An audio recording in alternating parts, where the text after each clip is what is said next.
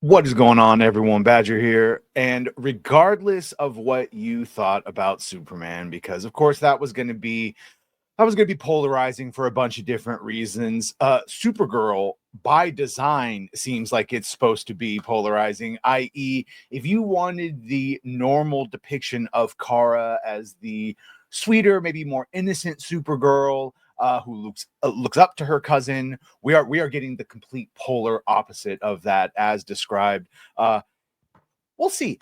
We have the official picture, and we've got some behind the scenes pictures that were released in an official capacity. So before we get to the official, here's one of the behind the scenes photos that dropped from the makeup artists. Obviously, we had heard that she shows up at the end of Superman. We heard it for a couple of months, and the description was she's basically a drunken sorority girl, and then we were going to find out that Crypto was her dog and that Cal was just babysitting, and all of that turned out to be true.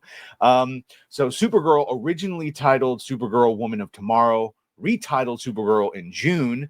Gunn previously telling DC Comics in January of 2023 that the film would be based on Tom King and Bill Quist-Evely's wonderful comic. Tom has been one of the architects of the entire situation. He's been one of the guys in the room with us, along with 4 or 5 others. I love his take on these characters. He just turns them slightly to be something very unique. So going on, he says, in our story, we have Superman, who was sent to Earth and raised by incredibly loving parents who could barely form sentences together. Kara was on Krypton. She was on a piece of Krypton that drifted away from the planet, and she lived there for the first 14 years of her life in a horrible situation where she watched everyone around her die. So she's a much harsher and more fucked up Supergirl than we've been used to so far, and we definitely saw that. So here is the official, if I ever click the right one, here we go. Look out. The lookup has been spray painted over with the red lookout because, yes, as described at the end of Supergirl, she likes to go around to planets with red, or excuse me, at the end of Superman, she likes to go to planets with red sun so she can get drunk. And she calls Superman a bitch, and everyone laughs, and it's a good old time. And the reason Crypto has behavioral problems is because it's her dog, and she has behavioral problems. So, oh, so very clever. Hey, at least I do like the costume. I don't have any complaints about the costume. I do wonder why they're all still wearing the Kal-El, the L family crest. Is it an L family crest? Does it just mean S for super?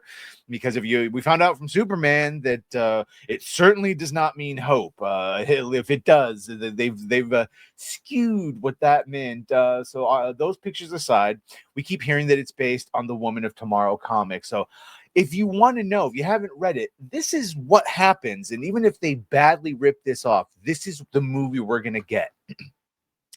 Kara Zor-El travels to a distant red sun world accompanied by Crypto, so everyone's favorite Crypto, to celebrate her 21st birthday by going to a bar and getting drunk. Near her booth, a little girl named Ruth is trying to hire a mercenary to kill her father's murderer, a royal agent named Krim. However, the mercenary simply steals Ruth's very expensive sword and heads towards the exit. Despite her inebriated and weakened state, Kara beats the man up and gives Ruth her sword back. So that's going to be fun. Little Millie Alcock with no superpowers whatsoever beating up some big mercenary. Ruth begins following Kara around, seeking to hire her as an assassin, but Kara does not want to get involved in an act of revenge. Nonetheless, they are ambushed by Krim. Krim gets Kara and Crypto shot, but he flees rather when he realizes he's completely outclassed by Kara.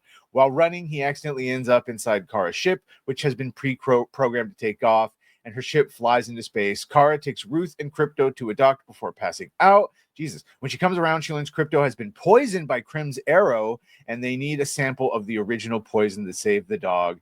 This is all just a setup for this one.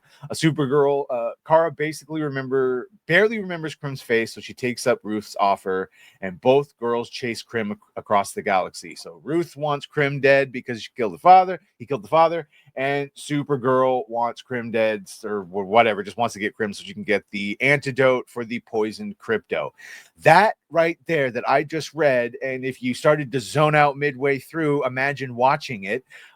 you would also be just as boring and or cringe. So this is going to be a girl boss team up, Thelma and Louise. She's going to be on a planet with a red sun, which means she's going to be depowered. So you're going to get a Supergirl who's not super, just like we got a Superman who was not super for much of it. There you go.